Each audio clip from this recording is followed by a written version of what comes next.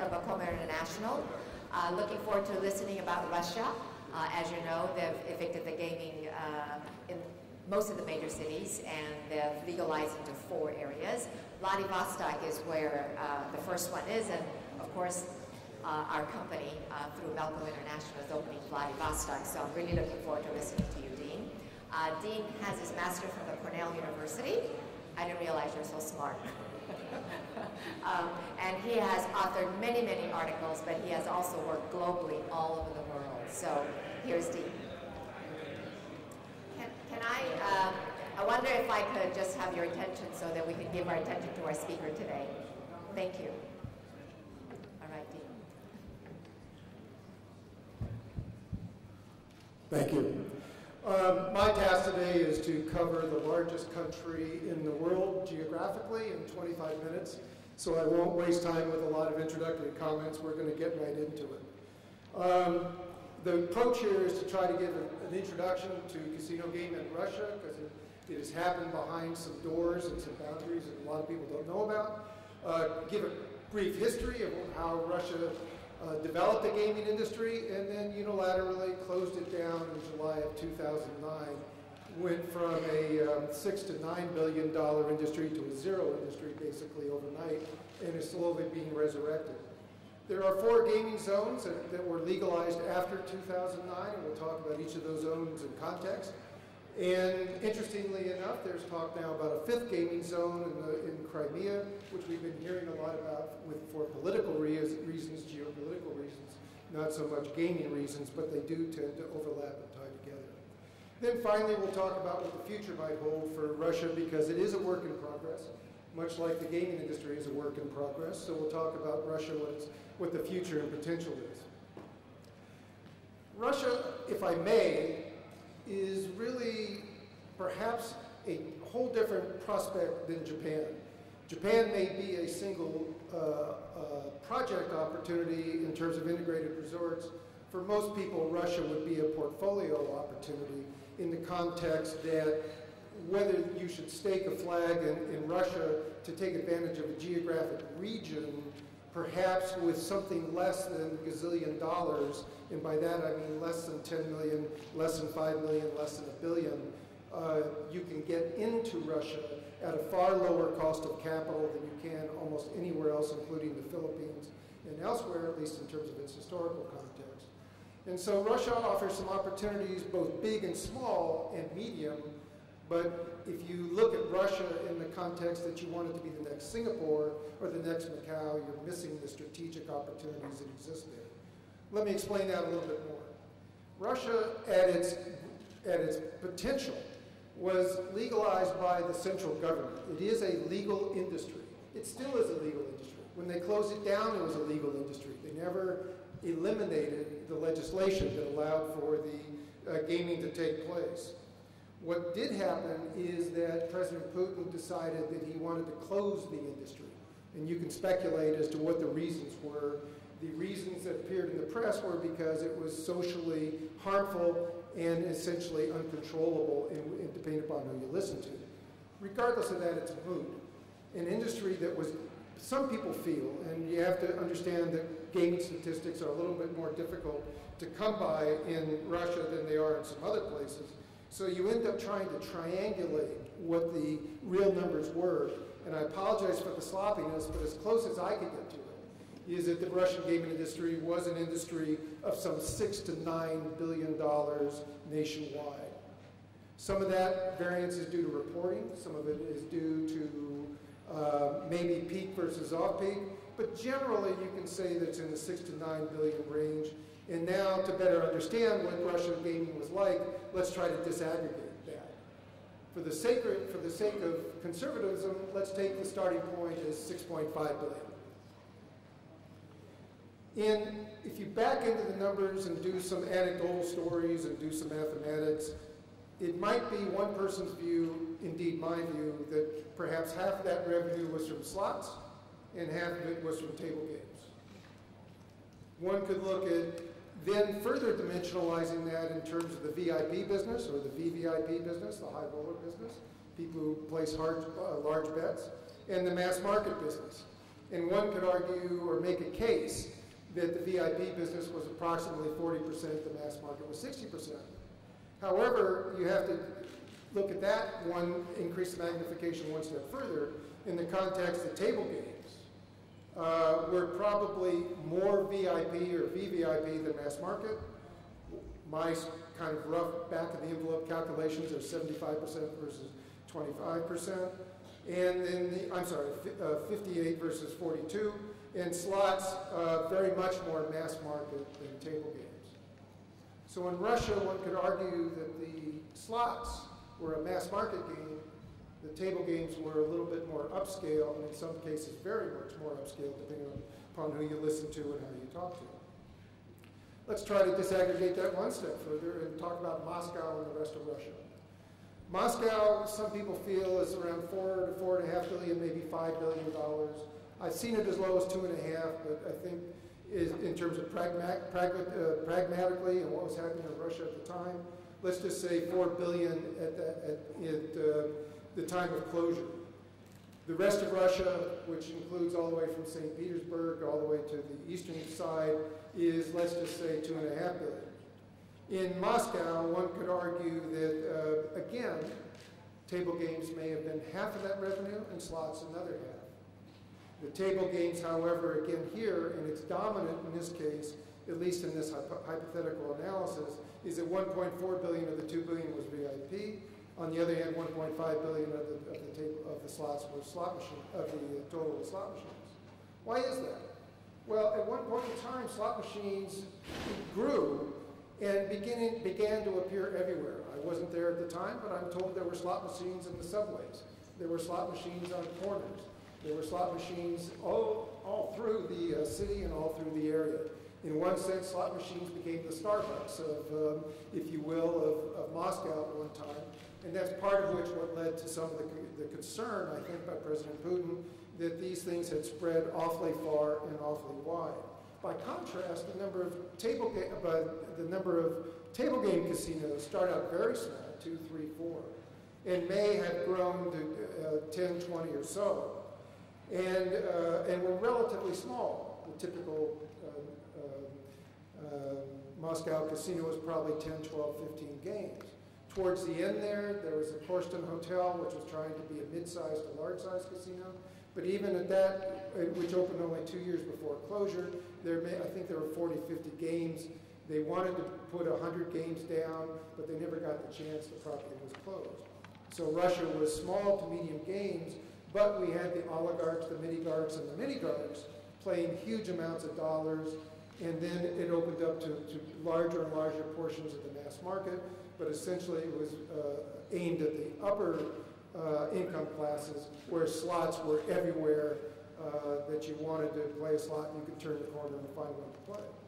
The rest of Russia somewhat mimics that, although because of the wealth disparity, you don't see quite the wealth in some of the areas of other Russias.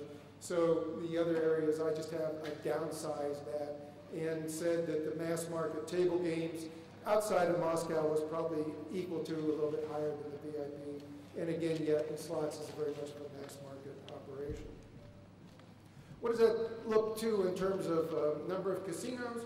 Well, there may have been up 50 or 60 casinos, depending upon who you listen to. At one point in time, there may have been 50 or 60. I've heard as low as 40. Actually, I've heard as low as 25, but I think when it finally got to the end there, 45, 50, 60 casinos in Moscow, probably 40, 50 throughout the rest of Russia, and somewhere on the order of magnitude of 50,000 slot machines across the country, although I've heard as many as 70,000. I've never heard much less than 45, 50,000. So a lot of slot machines, a lot of table games, concentrated over a small number of table game casinos, spread over everywhere, a little bit of an exaggeration, but spread over quite a number of places in small slot parlors, and that's what Russia looked like when it closed down in July of 2009. And when I mean closed down, it closed down. There was advance notice, I think about 18 months, and President Putin said, I'm going to close it down in July, and he fulfilled his promise. Some press reports will say that 350 to 500,000 people were put out of work. On the other hand, You should know that the central gaming legislation never changed. They never withdrew the central legislation. In fact, President Putin added amendments to the legislation which allowed 4 gaming zones to be built. Oh, I'm sorry, 4 gaming zones where gaming would be sequestered, if you will. If you want to look at it as being pushed to a place where it could be controlled. But it was put into 4 different zones. Now, this is a dot density map, a population density map, which if you're a feasibility study person and a consumer products person, which we are, you want to be near population. One would think that you would put the zones where the population is. In other words, look for the greatest density of dots. That's where you put the slot machines. In fact, that's not entirely what happened, but it's not entirely what didn't happen. So let's look at what happened. In a sense, there were 4, not in a sense, there were 4 gaming zones established. Going right to left, I'm sorry, I thought it would be reversed, I don't know why I thought that. Right to left, you have Primorsky Krai on the east coast, the Pacific Ocean, which Primorsky Krai is a Russian word for region. So you can call it the Primorsky region, which includes the city of Vladivostok. And I'll get into each of these in turn. The Altai Krai is at the southern border, at the kind of the nexus of China, Mongolia, and Kazakhstan. Krasnodar Krai is on the Baltic Sea. We know where that is now because it's about an hour's drive north of Sochi, still on the Black Sea in that area. And the final one is Kaliningrad, which is actually north of Poland. By matter of geopolitics and history, there's a sliver of land that is literally just north of Poland that is kind of an island, if you will, of Russia that happens to be located in that neck of the woods. And it's surrounded by Latvia, Estonia, Poland, and those northern countries that you're familiar with. Let's look at each of these in terms of how they've developed. I start with Krasnodar Krai because that's where the first casino opened. Even though the casinos were closed in 2009, the first casino opened, I believe, in 2010 in a place called Azov City. Azov City is in the middle of nowhere, in a sense. It is approached by a series of roads from the feeder markets. Some of those roads are dirt roads and literally is in the middle of nowhere.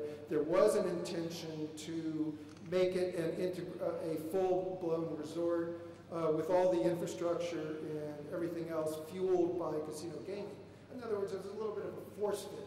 If we put casino gaming in the middle of nowhere, there will be enough demand either in terms of development interest and or consumer interest that that'll justify building the infrastructure of roads, utilities, and so on and so forth, and build it and they will come. The problem with this is that the infrastructure was not built. 2 casinos opened in the beginning opportunistically, which was really a smart move. Not if you have 100 million shares, not if you're the Venetian, but if you're a small private banking company or a small gaming company getting off the ground, more like a Native American casino would be in the United States, it makes sense to go into Azov City and open something that's very stark, very small, very quick. And Casino Oracle, which was put together by the Royal Time Group, opened initially at 1,500 square meters. It expanded to 4,000 square meters and currently has approximately, by some recollection, and I apologize if I'm off, 560 machines, 26 table games, 1 restaurant, and 10 hotel rooms. 10 hotel rooms does not generate a lot of tourism. What it does generate is serving the local regional business that surrounds the area. There have been some efforts to expand. There's a 3rd expansion underway that's going to take the casino to 11,700 square meters, according to an article that might open in 2014. Casino Shambhala, and I'm not sure if that's where the right emphasis is, was the 2nd casino opened several months after Casino Oracle. 140 table games, 12 table and poker restaurant, and a 50-room hotel. Again, not enough to generate tourism, but enough to take advantage of regional business. Casino Nirvana was announced in an article recently. They've been trying to get, they have the license, they've been trying to get it developed for I think almost a year and a half now.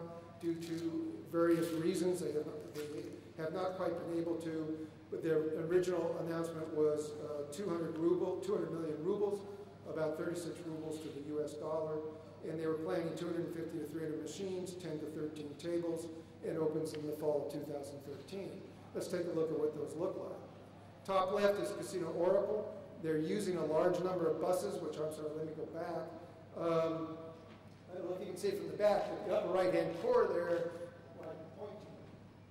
This here is Rostov-on-Don, and that's one of the dots where the population center is relative to this opportunity. Rostov-on-Don is a fairly good-sized city, metropolitan city, not metropolitan city, but kind of a rural, regional county zone in American terms. And they also get some of their business from Krasnodar. Yes, they do get tourists and visitors from other areas. I think their own press announcements say they've had visitors from 80 countries, but I suspect that those are dribs and drabs. The major portion of people that come there are, sorry, wrong button, are from Rostov-on-Don and Krasnodar, oftentimes largely by buses, hour to an hour and a half drive, depending upon circumstances and weather. The photograph doesn't, I would encourage you to go to their website. It's shown on the top here. Go to their website. The interior actually looks quite a bit better than this. The problem with their website is you can't copy and paste their photographs. So I had to pull it out from stock. Although the building is rather box-like and unimpressive, the inside was made to look reasonably nice. Casino Shambhala is a lesser size, more of a tent-like structure, and a little less impressive. Would you like to own it? Yes, you would love to own this property. Not if you have 100 million stockholders, but if you want to put a kid through college, this would be a great way to put some kids through college. So again, if we interpret this in the terms of Japan, doing 10 billion, 5 billion, one can maybe thumb your nose at places like this. If you're a capitalist and like to take advantage of consumer opportunities, you have to look at it in the context, and you have to give credit to the people who came in there early. Azov City has been talking about 4 casinos. It's been talking about infrastructure. It seems to be having trouble getting past some momentum point, and I'd say is kind of locked into a Rostov-on-Don, Krasnodar regional service. Whether it can go beyond that remains to be seen. It's not that it can't. It just has a lot of hurdles in terms of infrastructure and so on to do that. Let's shift over to the Pacific side. Primorsky K, or Vladivostok, is really an Asian casino that happens to be located in Russia. In fact, the peninsula that Vladivostok is on belonged to China in I think up to about the mid-1800s. And then Russia took it over during one of those things that happened in the 1800s. And now it belongs to Russia. If you look at the dot density map, you can see that there's very little population in Russia per se. There's a huge amount of population in the 3 provinces, northeast provinces of Asia. And so if someone said to you there's an opportunity to get into gaming in Asia, in a property that's not served, in an area that's not served by Macau, is not served by Singapore, and constitutes somewhere around 130 million people, here again, this is an interesting opportunity. It does beg the question whether Asians will cross over into the Soviet Union. It does beg the question whether the Soviet Union will set up the infrastructure to do it. But the market, if you're a market dynamic person, if you're a developer, the market dynamics here are to say that this has an opportunity to serve the 3 provinces, northeast provinces of China, and possibly to some degree Beijing. There's also South Korea, of course, and Japan, but frankly, Vladivostok will do very nicely, even if they've got no visitors from South Korea in Japan. South Korea to a greater extent, Japan to a lesser extent, for all kinds of reasons, but they're the gravy, they're not the basis. You wouldn't open a casino of any size in Vladivostok for South Korea. You would open a casino in Vladivostok to serve Asia. In 5 minutes left. Really? Okay. So the Primorsky Krai is a $1.2 billion property according to Gaming Market Advisors. They're here if you want to talk to them. I don't see Steve Galloway, or I don't think he's here. But if you see gaming market advisors that are here, this is a picture of the gaming zone in the top. There were some 20 sites that were going to be allocated. Currently, Summit Ascent, which is Melco, has one of the licenses and is ready to proceed. Naga Corporation has sites 20 through 23 and the adjacent lakes and hills. Summit Ascent was kind enough to give me one of their initial photographs. It was a property that they purchased from somebody else, so it was a work in progress that they had to put a skin around. They're talking about phase one, the picture you see being 119 hotels, 60 tables, and then a second phase, which is not shown here, which would be VIP, which would be VIP. Naga is talking about the property, at least tentatively. These are all works in progress of the size below. Anapa, excuse me for jumping, but I didn't realize I had so little time left. Anapa is on the Black Sea. You can see it has a coast and it has a real sandy beach. If the Crimea crisis tends to put up walls around Russia, it'll be a Russian-facing project until the politics settle down and go back to normal, and then it could be an EU, Turkey, and North Africa prospect. The site, if you will, let me move on, was meant to be a world-class iconic structure because they knew they had to pull people out of Moscow. It couldn't be just gaming in a tent. So they took this project, this property here, this design, and decided to try to make it iconic so it would pull people out. And it's designed to be a world-class integrated resort. That's phase one. There's 1,000 hectares to be developed. This is about 200 hectares, and it's about ready to go push dirt. They were ready to start construction, and then the Crimea issue occurred, and now it's time to reassess and relook. The Altai is really basically in the middle of nowhere, and I mean really in the middle of nowhere. It is somewhat stalled out. There is a casino under construction. It is more Azov City-esque. There's a casino that will work there, probably not more than too many unless you build the infrastructure, but Altai Krai, for all intents and purposes, is semi-stalled. This property is under construction and is being talked about opening in 6 months or so. The Kaliningrad Oblast is in north of Poland. It could be EU facing. Yes, it is a reasonable flight distance to Russia, but Minsk is between Russia and Kaliningrad, and Minsk already has casinos. There are casinos, as you can see in the middle slide there. There's an arc of casino competition from Latvia, Estonia, Lithuania, Poland, and so forth. So it faces severe competition. They've tried to get people to invest in here in a rather poor location. It didn't work. They're trying to get people in different locations. It hasn't worked. Kaliningrad is basically stalled out, at least at this point. There are some things happening in Kaliningrad with FIFA. The soccer, they're trying to get one of the soccer stadiums there, and maybe that'll rekindle it, but right now that's pretty much stalled out. Crimea, absent the politics, there is a discussion about it being the 5th gaming zone. There is literally a bill in draft session. Some people think it might come out in late this month. Most people feel it would come out in June, and if you're a skeptic, it will not come out for later. But there are discussions going on. Gaming legislation is being written and drafted. No one knows what it's going to look like when it comes out yet, but there's any number of conversations that are taking place. The locations tend to be talking about Simferopol, which is the airport, because it's an international airport that serves both European cities as well as Moscow. And so it's kind of the notion is you land your plane, you drive 5 minutes to a casino zone, and you have a convenient casino. Some people want to build casino in a box and do it opportunistically. Some people want to build a destination resort and make it bigger and make it a destination casino resort. Maybe a midi IR, maybe not a Singapore IR, but something on the order of magnitude of, I've heard, $500 to $1 billion, possibly. On the other hand, there are other people that think they should be more like the Russian casinos of old. And in Yalta or Alushta, Yalta here, Alushta is right next to it. It's about an hour and a half drive. And you can see the different locations of Yalta's the middle, quite a nice city, very European-esque, quite nice. And we could understand why that would be a great place for a casino resort. Problem is there's no real international airport.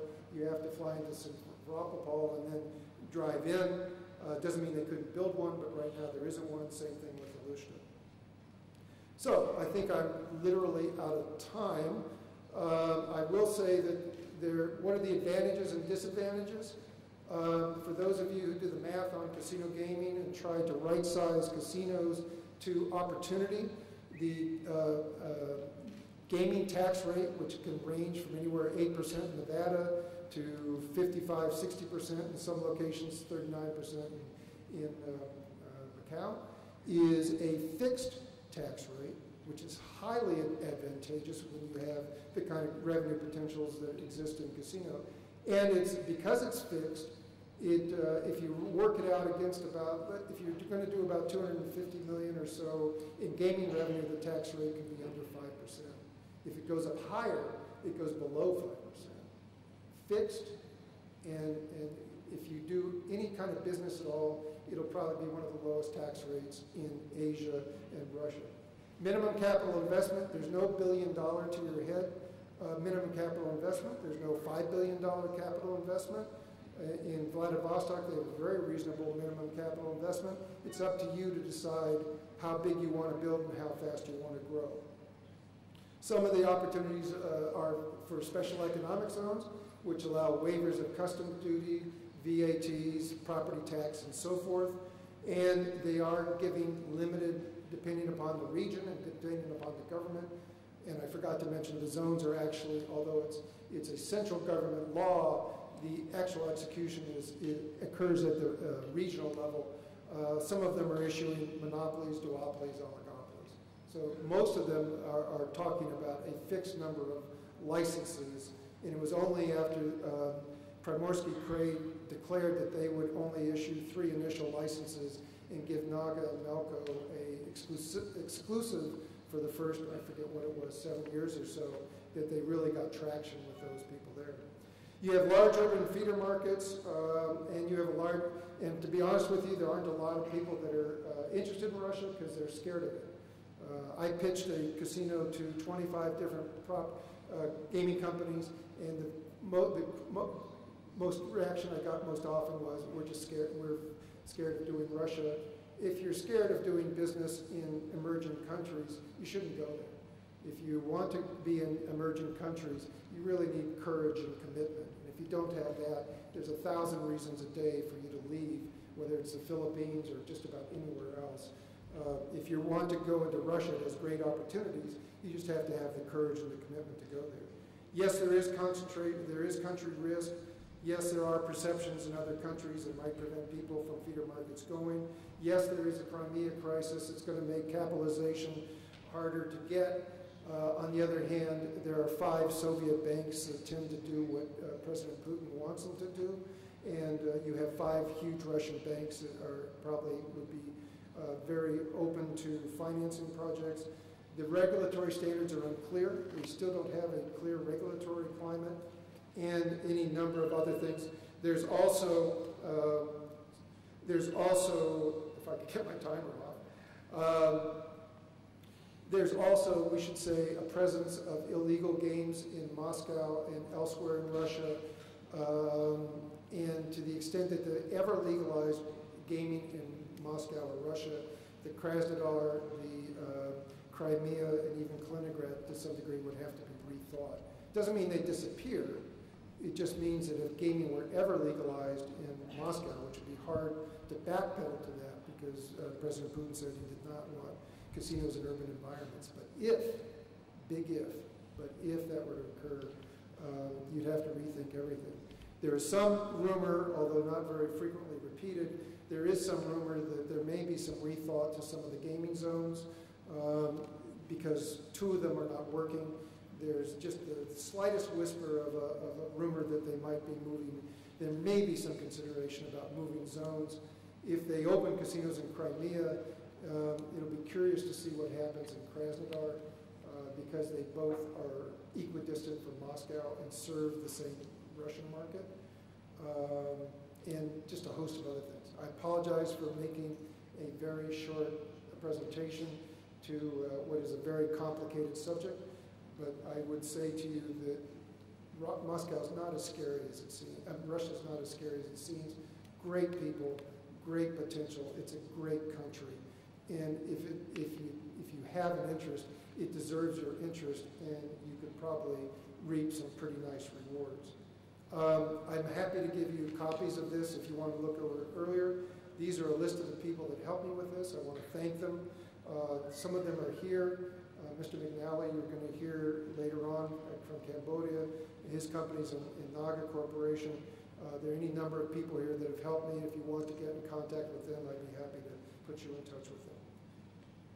So, takeaway, Russia gaming is for those with courage and commitment. For those who have it, the risk-reward opportunities exist. Thank you very much.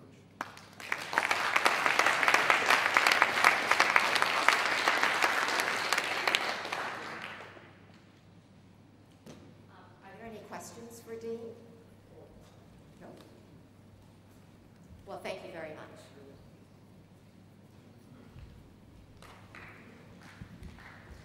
Our next session is in Vietnam with the opening of Ho Trum, who got quite exciting and not quite sure what's happening there. So to speak to us is Joey Lim.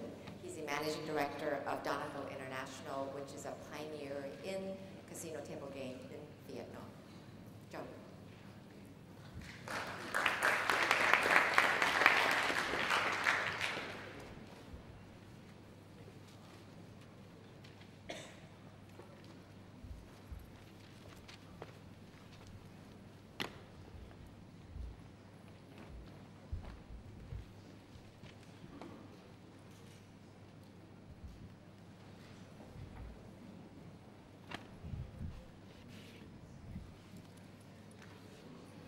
Sorry, just bear with me one.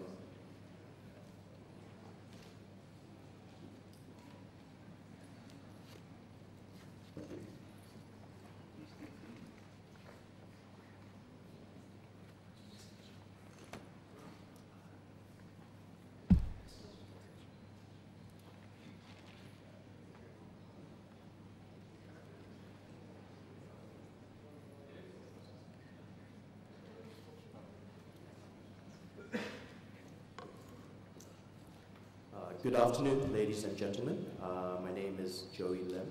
I'm the Managing Director of Donegal International Limited, listed on the Australian Stock Exchange. I'd like to thank G2E for inviting us here today to speak about Vietnam as a gaming market. Please allow me the opportunity to talk a little bit about Donegal. The reason being is we believe we are a pioneer in Vietnamese table gaming business. The business started and was founded in 2001. I was a co-founder alongside with my late grandfather, Tan Sri Lim Gotong, of the founder and the chairman of the Genting Group. Being a pioneer in the Vietnamese gaming business, we've been operating in Lao Cai, which is in the north of Vietnam, right on the border of Yunnan province for the past 12 years now. As far as we know, we are the only table gaming casino operation and company with a Vietnamese government involvement, a direct Vietnamese government involvement. When we started the business, the Vietnamese government held a 25% direct stake in the joint venture company, and this was by way of the National Oil and Gas Company's tourism arm. I will explain this a bit later, but it was a bit of a new thing at the time in Vietnam, and the government structured their investment in I must say, a little bit of a messy manner. We opened the Aristo International Hotel just on Sunday morning, a brand new 5-star hotel with 428 rooms and space for up to 50 gaming tables, slots of about 62 and 150 electronic gaming tables. This is off the back of our old property, which we shut down on Saturday night. 8 gaming table property with 30 rooms in a barely 3-star property we've been operating for 12 years. The old property was a contribution from our Vietnamese partners. It used to be the old municipal hall of the town of Lao Cai. And when we first started the business in Lao Cai, the population was reaching 50,000. The reciprocal town across the border in China is a place called Hekou. Hekou at the time had a population of about 100,000. Today, Lao Cai has a population of close to 100,000, which almost doubled, and Hekou has a population of pushing to 250,000. The population of Yunnan province in China is about approximately 46 million, and we've been doing brisk business in Lao Cai. Average table win per day of $5,700 US up until the point of time when we shut down the old property. The turnover of the business and GGR is mainly derived from VIP guests who check in north of 600,000 RMB. Where we're situated in Lao Cai is a very unique geographical and geopolitical situation. Both Yunnan province and Lao Cai province have had a long-standing bilateral trade relationship, and this allows both provinces to issue border passes to their residents, which go both ways. So typically, Chinese citizens in Yunnan province with a hukou registered in Yunnan can cross that border freely without a passport, without a visa, just on a border pass. And that's the main reason why we've done so well. That's the main reason why business is driven by the mainland Chinese. 99% of our business is derived from the mainland Chinese, and 90% of our business comes from high rollers, or what we call high rollers. This would constitute to roughly a premium mass market here in Macau at best. The Vietnamese gaming industry is quite unique. For a long time, gaming is considered a social taboo with a communist and socialist sort of government set up. So when they issue licenses, it ties the investor down to an investment certificate. There is no gaming regulator in Vietnam, per se. The de facto gaming regulator is the issuer of these investment certificates, the Ministry of Planning and Investment, which is a central ministry that plans and works with the Ministry of Finance to encourage and develop Vietnam through investment. So what happens is, with an investment certificate, the investor will be tied down to a project which would constitute land, real estate development, and of course, upon satisfaction of all the criteria, you get issued the gaming license. Very unique situation as well in Vietnam. Each license limits you to a quota of tables and slot machines, hence a cap on the amount of tables that we can run. Typically, where we are in Lao Cai, all of our tables are baccarat tables. But also in Vietnam, there are numerous slot clubs and gaming parlors, and none of these slot clubs actually permit table gaming. They all allow electronic games at best and slot machines. Most of these clubs are situated in hotel premises and within the metropolitan areas of Ho Chi Minh City and Hanoi. The gaming proposals prior to the investment certificate require both the support and approval of the provincial and the central government. So most of the time, the casinos are proposed from the provincial government first as a means to develop their own province and possibly as well their town and commerce. Just to give an indication, we went from about 150 staff at the old property to 600 staff in Laogai at the new property now. We are the single largest taxpayer in the province. We used to be the second largest, which was the largest was a state-owned mining company, and we've had a very positive socio-economic impact on the province and the town itself. With a very large land base in Vietnam, spread over 58 provinces, there are only 7 table game casinos spread over 6 provinces at the moment. And there are reports that there are at least 43 of these slot clubs which do not permit table games. The gaming tax is about 30% of your gross gaming revenue, and this is derived at the top level after deducting marketing expenses such as junket commissions. After that, you pay another round of corporate taxes, so it's quite taxing to operate a business in Vietnam, some might say. We are looking at a possible reduction of corporate taxes over time to make Vietnam more competitive as an investment destination and to do business. This map shows the 7 table gaming casino operations in Vietnam. As of late, the Grand Ho Tram, right at the bottom, has 90 tables and far and by large the largest casino operations in Vietnam.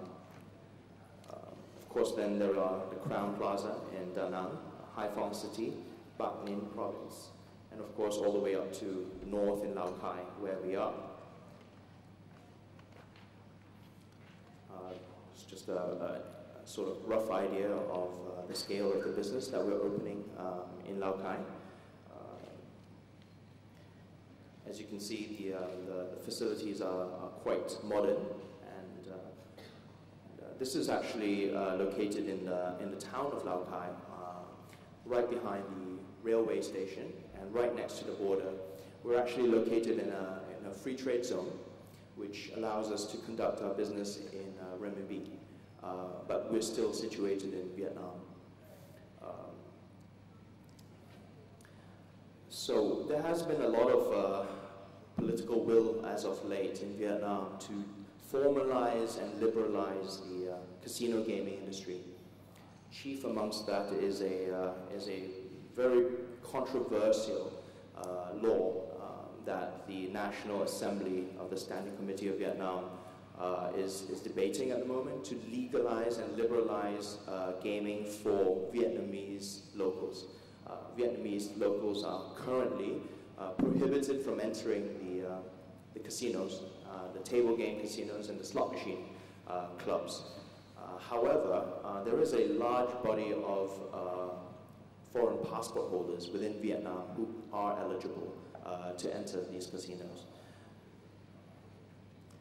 At the moment, there is a large amount of Vietnamese clientele shifting their business across to places like Cambodia, about approximately 1,500 visitors a day at the Ba Viet border crossing.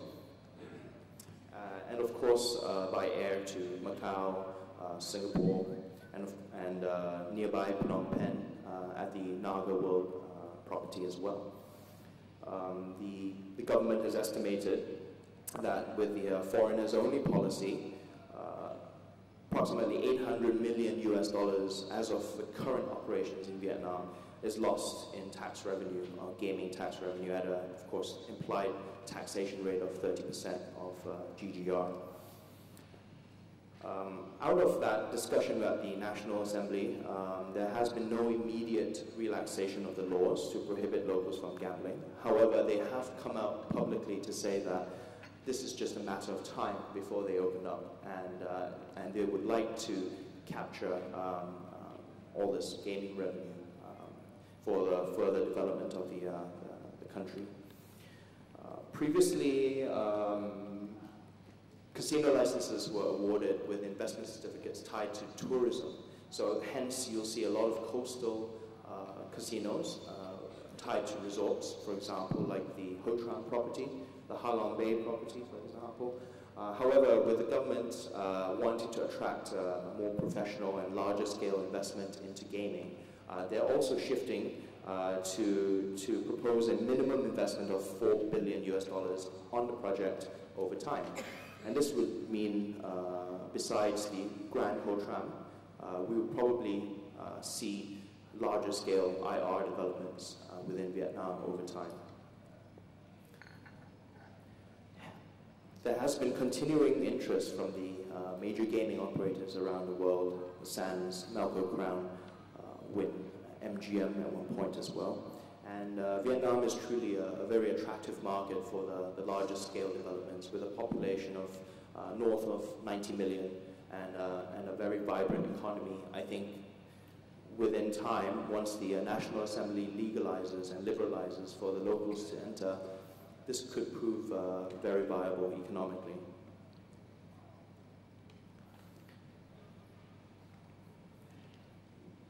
Due to the social taboos around gaming in Vietnam, operators have to take a very professional approach to how they operate the business. Just to give you an example, we actually have a house rule that we don't extend credit to our customers directly, and also to our junket operators. That credit risk is borne fully by the junket operators. And this eliminates a lot of messy issues with the players, and also possible disputes over debt. The growth of the Chinese visitors to Vietnam, of course, up until the late political situation, it was trending upwards. The ties between the two countries have been improving on a very encouraging manner.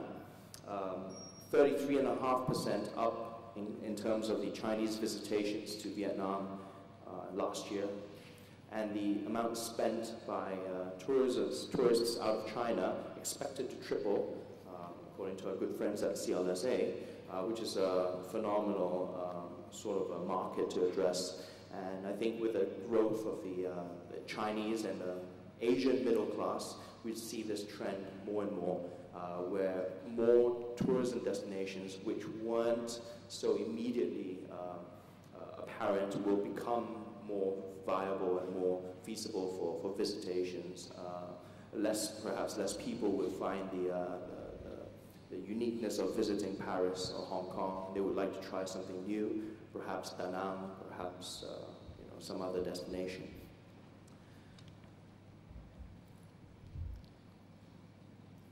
Of course, in Macau, we're seeing a couple of trends which also move and shift Macau beyond what it started. I was just having a discussion with some industry experts, and they were just remarking how much has changed in the gaming industry, especially in Macau, over the past 12, 14 years, where it was a quiet backwater before, and now it's 7 times the size of Las Vegas.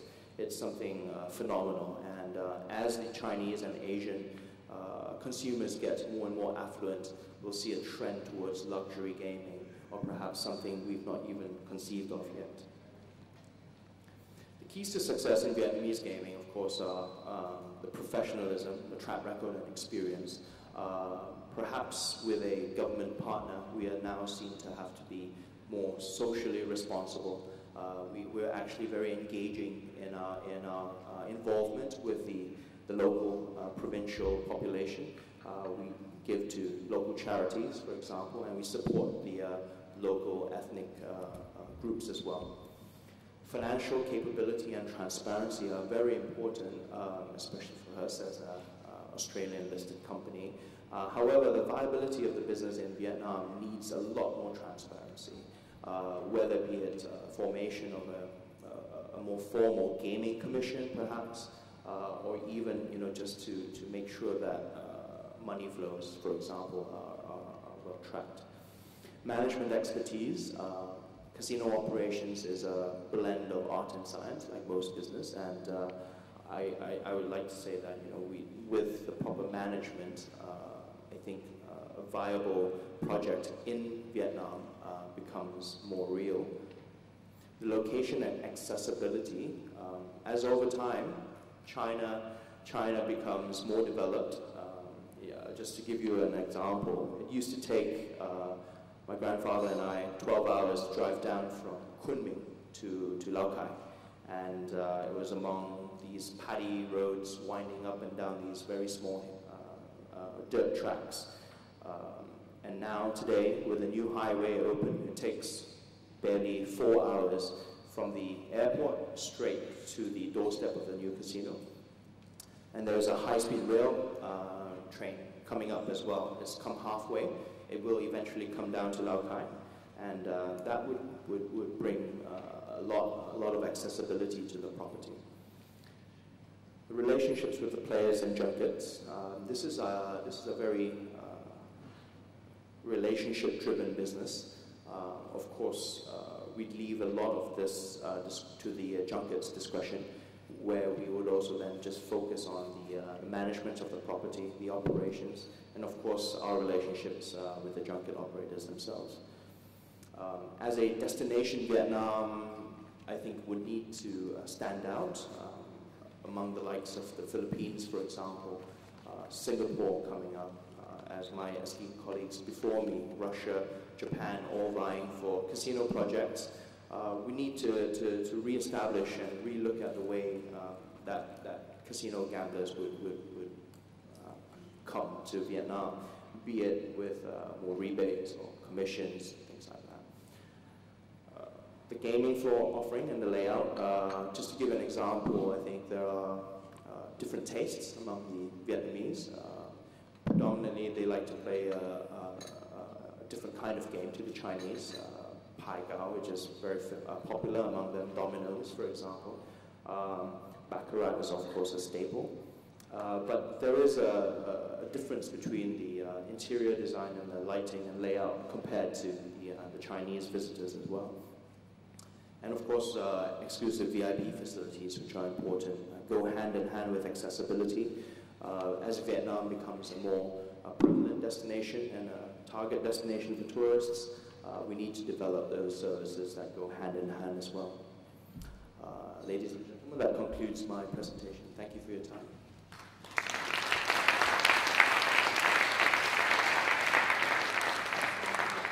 Questions for Joey, so please feel free to raise your hand for the mic.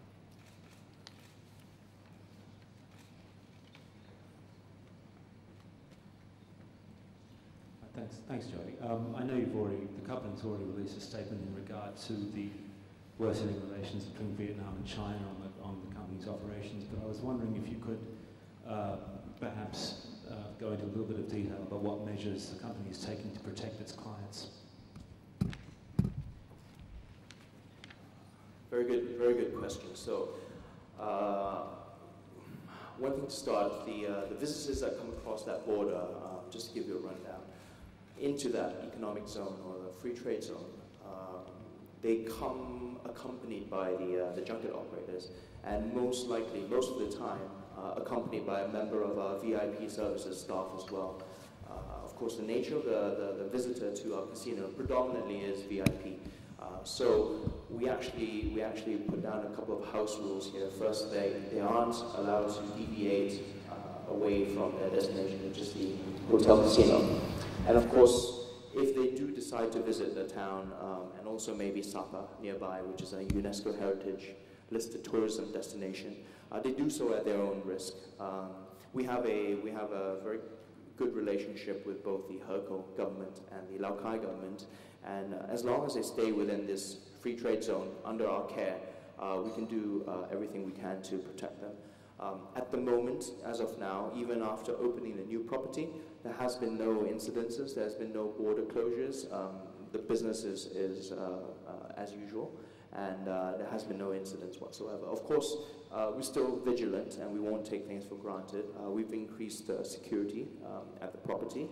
We've engaged with a private security company to beef up the security as well. And actually, a matter of fact is, I'm traveling tomorrow via Hanoi, and so are a large contingent of my guests and investors who are joining me in the opening ceremony on Friday.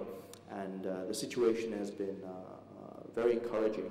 The Prime Minister's office has issued a very strict order to all departments in the police and internal security to clamp down on these uprisings, and we're still proceeding with our launch and grand opening without, of course, with extra security measures, but we're still going to proceed with that.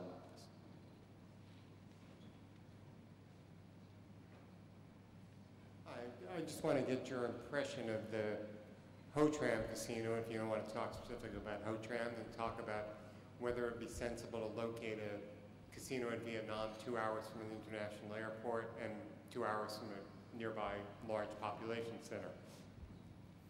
Great, thanks for your question. It's a good one.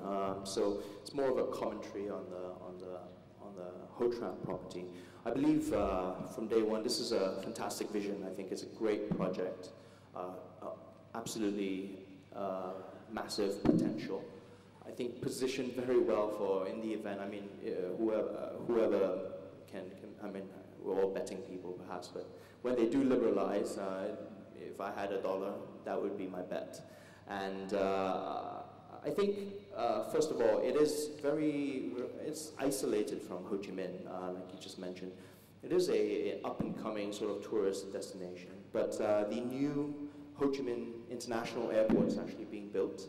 It's actually being built halfway between Ho Chi Minh City as it is and the Ho Tram property. So if value, I don't know what kind of value add that might bring, but that would definitely make a big impact on the property. Their business is still predominantly dependent on fly-ins into Ho Chi Minh and out to the property. So I think that's where they should really spend a lot of their time and efforts, which I think they're trying to do a good job there out in Ho Tram. Of course, the other thing that we mentioned earlier was the junket commissions. They would have to revisit that schedule and try to make it competitive compared to the regional players in the area as well. Sorry, did I answer the question?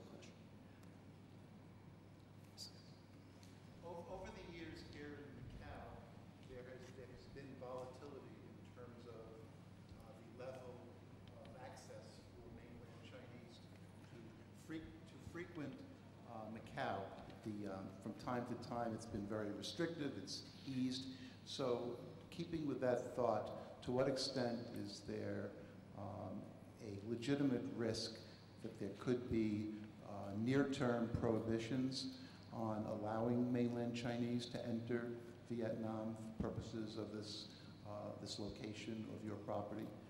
Perhaps whether it's as a result of the current tensions or for other external political factors. Okay, that's a very good question as well. First of all, I think I'd like to talk a little bit about the social political setup geographically as well. These two provinces have always been sort of unwanted children of their respective countries. Not really unwanted per se, but autonomous, I'd say. Fairly autonomous. First, they're both very similar in that respect.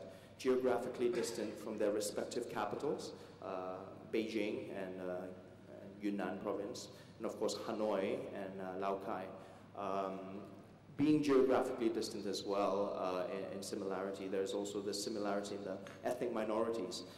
There aren't a large number, but there is a substantial number of ethnic minorities in both of these provinces, which allow for that diversification of policies, for example. Many a time, the central governments in both countries come up with decrees and orders and laws. They don't necessarily trickle down to these provinces. And just for example, that bilateral trade relationship, they've grown over time to coexist and to have this symbiotic relationship between them. There has been a couple of border closures over the years that we've been operating. None of them have been due to political tensions between Hanoi and Beijing. All of them have come from security reasons, health reasons, and things like that. For example, last year in December, there was torrential rainfall which swelled the river, and a couple of people that were crossing were swept into the river and passed away. So hence the border closure. So to date, touch wood, no political issues have ordered the closure of the border. The majority of the border crossing is for trade and industry. A very small fraction of them actually come to the casino. So to close that border would mean closing business for both these provinces, which is definitely unwanted on both sides. Thanks for your question.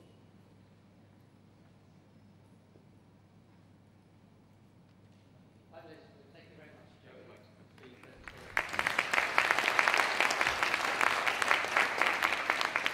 We'll have a short 10-minute coffee break, ladies and gentlemen, before our next session on Korea.